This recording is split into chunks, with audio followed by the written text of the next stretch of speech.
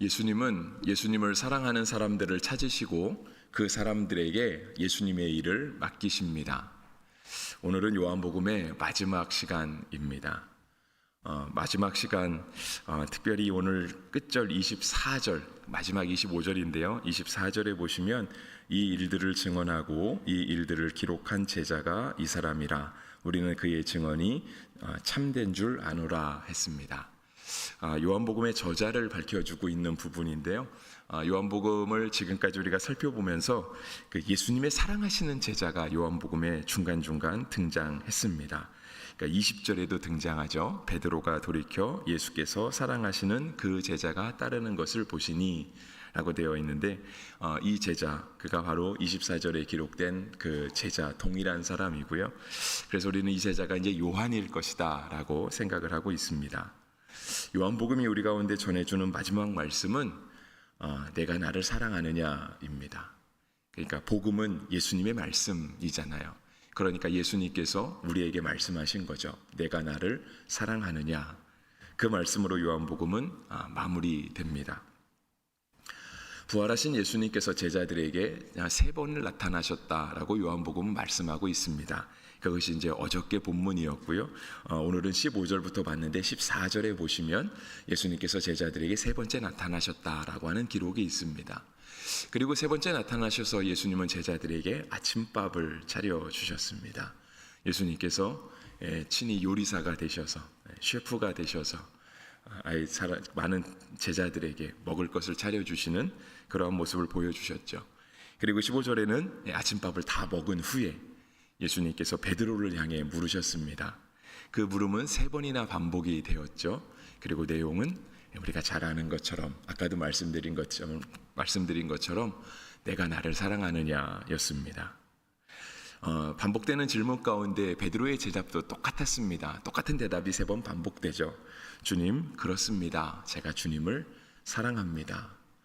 두 번째 질문도 똑같았고 두 번째 대답도 똑같았습니다. 2번이나 예수님은 베드로에게 거듭해서 대답을 들으셨지만 3번째 또 물으셨습니다. 내가 나를 사랑하느냐, 그것이었죠. 예수님께서 3번이나 물으시니까 이제는 베드로가 마음에 근심하기 시작했습니다. 오늘 본문에 그렇게 되어 있잖아요. 17절에 보시면 주께서 3번째 내가 나를 사랑하느냐 하심으로 베드로가 근심하여 이르되 라고 되어 있어요. 오늘 우리가 가진 성경은 근심했다라고 하는 표현이 되어 있는데요. 이 부분을 공동번역에서는 뭐라고 번역했냐면 베드로의 마음이 슬퍼졌다라고 번역을 했습니다. 그러니까 주님이 똑같은 질문을 계속해서 물으시니까 그 주님, 제가 주님을 사랑합니다라고 하는 이 대답을 드리는 베드로의 마음에 울컥함이 찾아오는 거예요. 슬픔이 찾아온 거죠. 3번역은요, 예수님이 똑같은 질문을 3번 하시니까 베드로가 똑같은 대답을 3번 드리면서도 그의 마음이 불안해졌다라고 번역을 했습니다.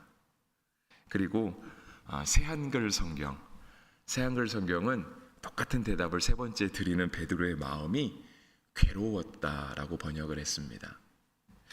그리고 영어 성경도 제가 하나 찾아봤더니요, 영어 성경은 그의 마음이 상처를 입었다라고 표현을 했어요. 그러니까 그것 때문에 베드로가 이렇게 곤란해졌다. 그러니까 우리가 잘 알고 있는 영어 단어 있잖아요. 상처를 주다, hurt라고 하는 단어를 썼거든요.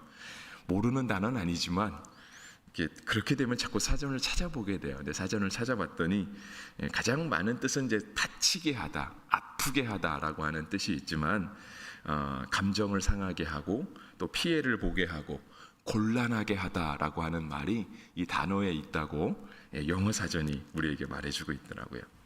그러니까 이 3번째 질문을 받은 베드로의 마음이요, 되게 복잡했던 것 같아요. 그러니까 그 복잡한 마음을 여러 말로 표현을 했던 거죠. 근데 우리가 이제 이 부분에 대해서 설교를 많이 듣잖아요. 부활하신 예수님, 이 부분에 대해서 참 설교를 많이 듣는데, 예수님이 베드로에게 3번째 물은 것은 베드로가 예수님을 3번 부인했기 때문이다 라고 말도 하죠.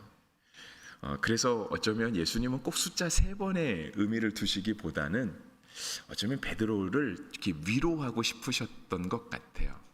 그러니까 꼭 숫자에 매이는 건 아니지만 내가 저 사람을 3번 때렸으면 그죠? 3번 맞으면 마음이 편하지 않겠습니까? 내가 저 사람에게 3만 원을 빌려갔으면 다시 3만 원을 갚아주면 마음이 편하겠죠? 아니면 선물을 받을 때에도 내가 저 사람에게 3만 원짜리 선물을 받으면 나도 저 사람에게 다시 선물을 할 때 3만 원짜리 선물을 하면 마음이 조금 편할 것 같습니다. 꼭 예수님은 이 3번이라고 하는 숫자에 맞추지는 않으셨겠지만 그런 배신한 베드로, 정말 예수님을 모른다라고 부인했던 그런 베드로의 마음을 똑같이 3번 물으시면서 그의 마음의 무거운 짐을 덜어주고 싶으셨던 것 같아요. 예수님께서 설마 베드로의 마음을 몰라서, 그러니까 베드로가 주님 그렇습니다, 제가 주님 사랑합니다 라고 하는 그 말이 진짠지 아닌지 몰라서 예수님이 3번을 묻지는 않으셨겠죠. 왜냐하면 예수님은 우리의 마음을 아시잖아요. 예수님은 우리의 중심을 보시거든요. 베드로가 대답을 1번 했던, 2번 했던, 3번 했던, 심지어 10번을 했던 그 대답이 진짠지 아닌지는 주님은 이미 알고 계시는 거예요. 설령 베드로가 대답하지 않았다 할지라도 우리의 마음을 아시는 하나님께서 그 베드로가 정말 주님을 사랑하는지 안 하는지 그거를 모르지는 않으셨을 거라는 거죠. 주님은 늘 우리의 마음을 알고 계세요. 근데 우리의 마음을 아심에도 불구하고 계속해서 무언가를 물으시기도 하시고요.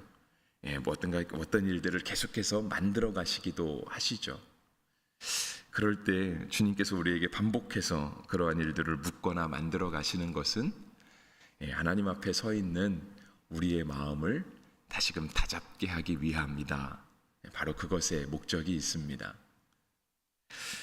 예수님을 사랑한다고 대답한 베드로에게 예수님이 이어서 말씀하신 똑같은 말씀 3가지가 있습니다. 물론 문구가 완전히 똑같지는 않아요. 그러니까 너가 나를 사랑하느냐? 주님, 제가 주님 사랑합니다. 그랬더니 예수님이 그러죠. 먼저는 15절에서 내 양을 먹이라 하셨습니다. 2번째 물으시고 나서는 16절 끝에서 내 양을 치라 하셨고요. 17절 3번째 물음에서는 예수님의 마지막 말씀이 내 어린 양을, 그러니까 2번째가 내 양을 치라, 3번째는 내 양을 먹이라, 첫 번째가 내 어린 양을 먹이라 이것이었고요. 그러니까 말씀은 같은데 표현은 조금씩 다릅니다. 표현은 조금씩 달라요. 하지만 결국은 예수님께서 똑같은 질문을, 그러니까 똑같은 대답을 3번 하신 것이다라고 볼 수 있는데요. 이것은 또 베드로를 향해서 보면, 그러니까 베드로의 입장에서 보면 베드로가 받은 사명을 더욱더 확실하게 기억나게 해주시기 위함이다라고 볼 수 있습니다. 베드로는 제자잖아요. 제자는 과연 뭘 하는 사람인가? 예수님은 이제 부활하시고 나서 제자들과 영원토록 사실 것이 아니라 이제 하늘에 올라가실 건데, 하늘에 올라가시고 나면 제자들이 혼자 남게 될 텐데 예수님 없이 혼자 이 땅에 남게 될 제자들은 과연 무엇을 하면서 살 것인가? 그들은 과연 이 땅에서 무엇을 할 것인가? 라고 하는 그러한 사명 가운데 예수님은 3번이나 반복해서 내 양을 먹이라 라고 하는 그 사명을 주신 거죠. 우리도 하나님 앞에 믿음을 가지고 살아가고 있지만 우리도 간혹가다 하나님 앞에 헷갈릴 때가 있고요. 하나님께 간혹가다 확인하고 싶을 때가 있습니다. 주님, 이게 진짜 맞는 건가요? 제가 주님 이걸 해야 되는 건가요? 라고 할 때 만약에 똑같은 대답을 예수님이 3번 주신다고 한다면 그죠, 그것만큼 확실한 사명감은 없겠죠. 그죠? 이 사명을 감당하는 일이 결코 쉽지는 않아요. 많은 어려움들이 찾아오거든요. 근데 많은 어려움들이 찾아올 때 주님, 정말 힘들고 어려운데 제가 이걸 꼭 해야 되겠습니까? 이쯤 하면 안 되겠습니까? 라고 할 때 반복된 주님의 3번의 대답, 내 양을 먹이라 하시는 그 대답이 오늘도 우리에게 이것이 성도의 길이구나, 이것이 제자의 길이구나 라고 하는 확신을 심어주는 것이죠. 베드로라고 해서 그 사명의 길이 어렵지는 않았습니다. 쉽지만은 않았습니다. 그러니까 베드로에게도요, 그 사명은 굉장히 어려웠던 거예요. 근데 오늘 이러한 말씀을 하시는 것은 예수님께서 베드로라고 하는 사람에게 말하고 있지만 실은 베드로가 예수님을 3번 부인하고, 그래서 그 3번 부인한 것을 예수님께서 위로하시기 위해서 똑같이 3번 물으시고 3번 반복하시고 3번 사명을 주신 것은 꼭 베드로에게만 해당하는 것은 아니죠. 왜냐하면 실제로 예수님을 부인한 사람은 베드로만이 아니었잖아요. 나머지 제자들도 다 예수님 곁을 떠나갔어요. 예수님이 십자가에 끌려가시는 그 길, 예수님이 매맞을 때, 예수님이 욕 들을 때, 사람들이 와서 예수님 막 모욕하고 예수님을 깔보고 할 때 그 어떤 제자 하나가 나서서 예수님을 앞을 가로막아주는 사람 없었고요. 우리 선생님이 욕먹는 거에 대해서 그 앞에 일어나서 화를 내면서 따지고 드는 사람이 아무도 없었어요. 다 버리고 도망갔거든요. 그러니까 오늘 베드로에게 하시는 이러한 말씀은 꼭 베드로에게만 주시는 말씀이 아니라 어쩌면 이 베드로를 부활하신 예수님을 세 번째 만나고 있는 다른 모든 제자들에게도, 그리고 오늘 이 말씀 앞에 서 있는 우리에게도 주시는 예수님의 말씀입니다. 그래서 예수님이 내 양을 먹이라 하시는 사명은 오늘 우리에게도 있고요. 너가 나를 사랑하느냐 물으시는 것으로 말미암아 베드로를 위로하기 원하셨던 그 마음도 오늘 우리를 향하신 마음이고, 우리에게 사명을 감당하라, 이것이 분명한 변치 않는 성도의 길이고 제자의 길이다라고 하는 확신을 주시는 것도 여전히 우리에게 주어진 말씀입니다. 쉽지만은 않다고 말씀드렸죠. 18절 말씀이 그걸 보여주고 있어요. 18절에 이렇게 얘기하시죠. 내가 진실로 진실로 네게 이르노니 내가 젊어서는 스스로 띠띠고 원하는 곳으로 다녔거니와 늙어서는 내 팔을 벌리리니 남이 내게 띠띠오고 원하지 아니하는 곳으로 데려가리라 했습니다. 젊어서라고 하는 표현은 어쩌면 예수님을 알기 전이라고 하는 표현이겠죠. 젊어서라고 하는 표현은 내가 힘이 있을 때라고 하는 표현일 것입니다. 내가 무언가를 계획할 수 있고 그 길을 걸어갈 수 있을 만한 자신감이 있을 때라고 말할 수 있을 거예요. 띠를 띄운다는 얘기는 그 일을 할 차비를 차린다는 거죠. 우리가 에베소서에서 성령의 전신갑주를 할 때에도 띠를 띠잖아요. 진리의 허리띠. 띠를 띄어야만 나갈 수 있는 거죠. 어디 나가려고 하면 반드시 이렇게 옷 매무새를 갖춰야 되지 않겠습니까? 근데 그 옷 매무새를 갖춰주는 것이 바로 허리띠인 거예요. 그러니까 젊어서는 내가 스스로 띠띠웠던 것, 내가 원하는 것들을 나에게 장착하고 준비하고 그렇게 갈 수 있지만, 실제로 늙어서는 이라고 하는 이 표현은 이제는 오늘 주님이 말씀하신 그 주님의 사명을 받은 다음으로는, 우리가 주님을 사랑한다고 고백하고 난 다음으로는, 주님께서 우리에게 내 양을 먹이라 라고 하는 그러한 사명의 확신을 갖고 난 다음에서는요, 그 다음부터는 우리 뜻대로 되지 않을 것이다 라고 얘기하는 거예요. 그러면서 베드로에게 주신 말씀은 그거죠. 늙어서는 남이 내게 띠띠우고 원하지 않은 곳으로 데려가리라 라고 되어 있어요. 그리고 특별히 팔을 벌린다 라고 하는 표현이 있는데, 그것을 19절에서는 이렇게 말씀하셨죠. 이 말씀을 하심은 베드로가 어떠한 죽음으로 하나님께 영광을 돌릴 것을 가리키심이로라 했습니다. 예수님은 베드로가 어떻게 죽을 건지도 아셨던 거죠. 그러니까 예수님이 베드로의 마음을 몰랐을 리는 없으신 거예요. 베드로의 삶은 죽기까지 순종하는 삶이었습니다.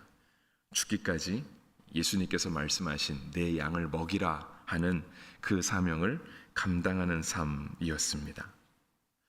그 삶이 쉽진 않았겠죠, 그죠?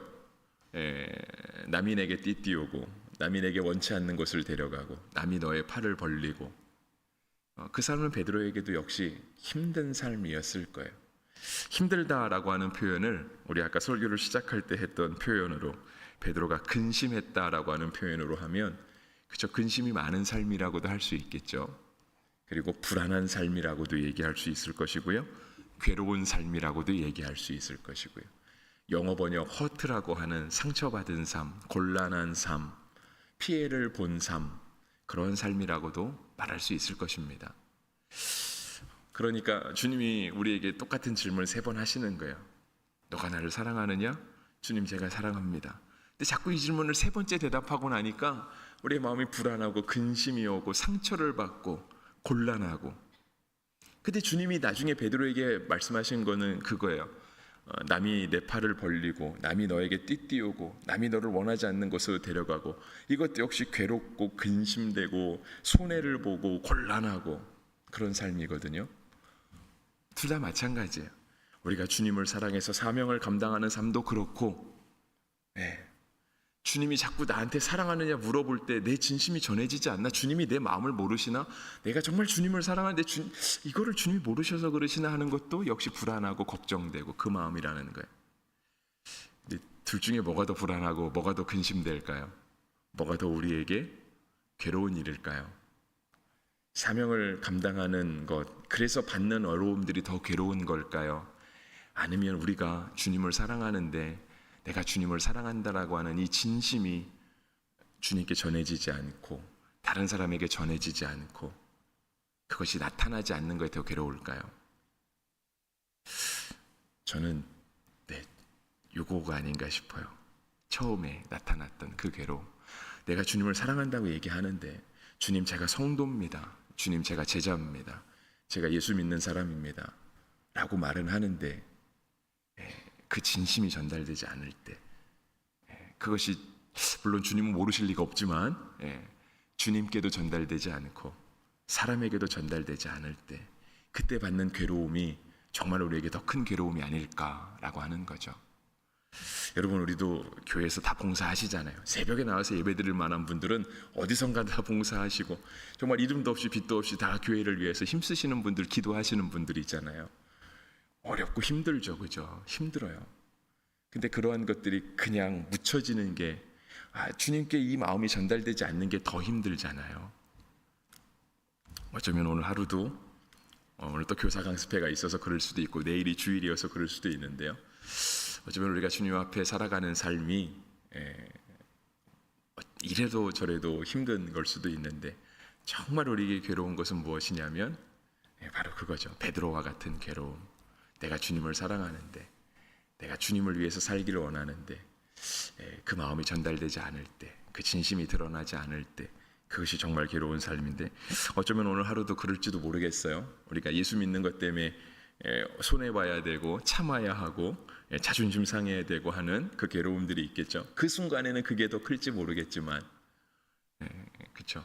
그 사명을 잘 감당하지 못함으로 인하여 겪는 괴로움들이 있잖아요. 그때 내가 참았어야 되는데, 그때 내가 이렇게 했어야 되는데, 그 나중에 물려오는 그 괴로움. 우리가 정말 주님으로 인해서 받는 이 귀한 주님을 사랑하는 그 마음을 가지고 하나님 앞에 오늘도 은혜롭게 살아가고 제자의 삶을 살아가는 놀라운 은혜가 있게 되기를 간절히 바랍니다.